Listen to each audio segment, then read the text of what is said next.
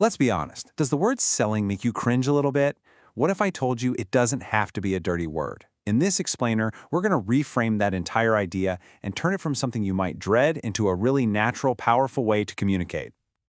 You know, so many of us have this gut reaction to the word selling. It just conjures up these images of being pushy, of trying to force something on someone.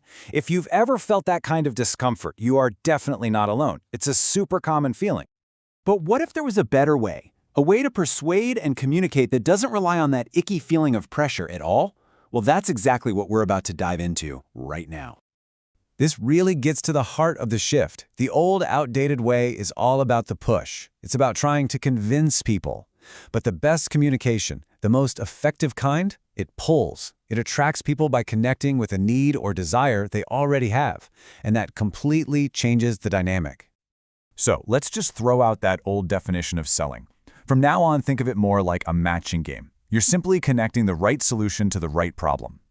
You know, the creator of this framework said they did this for years as a BBC journalist, pitching stories, packaging them for the right audience. It was never about pressure.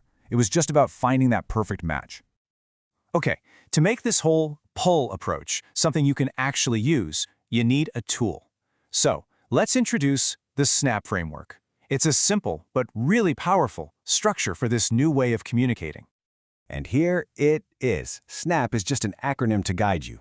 You start with S for story to create a real connection. Then you move to N for need to show you actually understand their problem. A is for the answer, that's your solution. And finally P is for proof, which shows that your answer really works. It seems simple, right? But there's a twist. And this brings us to the secret ingredient. There's this one crucial insight about this framework that almost everybody misses, and it's what gives SNAP its real, genuine power. Now, this framework has clearly hit a nerve. The original explainer has been watched over 800,000 times. That's a lot of people. But what many of those viewers might have missed is the hidden flexibility that makes it so incredibly powerful. And here it is. This is the secret. The real power of SNAP isn't just in the 4 steps. It's in the fact that you can change their order.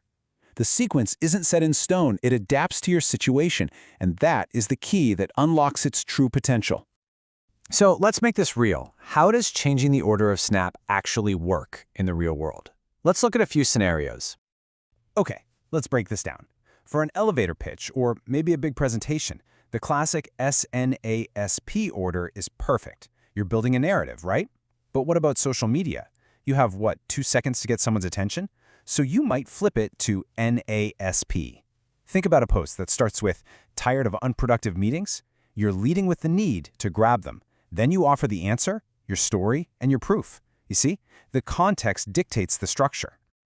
And its versatility goes way beyond that.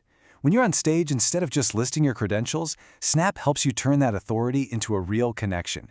And for those sales calls we all dread, it gives you a structure that makes it almost impossible to feel pushy. It's a guide, not a rigid script. Ultimately, all of this points to a complete mindset shift. It's about moving away from pressure and towards something way, way more powerful. Here it is, the most crucial point. Forget pressure. The real goal is resonance. It's that aha moment, that feeling when something just clicks for the other person, when your message lands perfectly because it truly connects with a need they already have. I just love this quote because it sums up the whole idea perfectly. You're not chasing a yes. You're not trying to force one. You're creating the conditions for it to happen all on its own. When your story perfectly aligns with their need, the agreement, the sale, the connection, it just feels like the most natural next step. And that leaves us with the real question you should be asking yourself. It's not, how can I sell this? The question is, what is the right story to connect with their need? If you can answer that, you'll find you can sell anything without ever feeling like you're selling at all.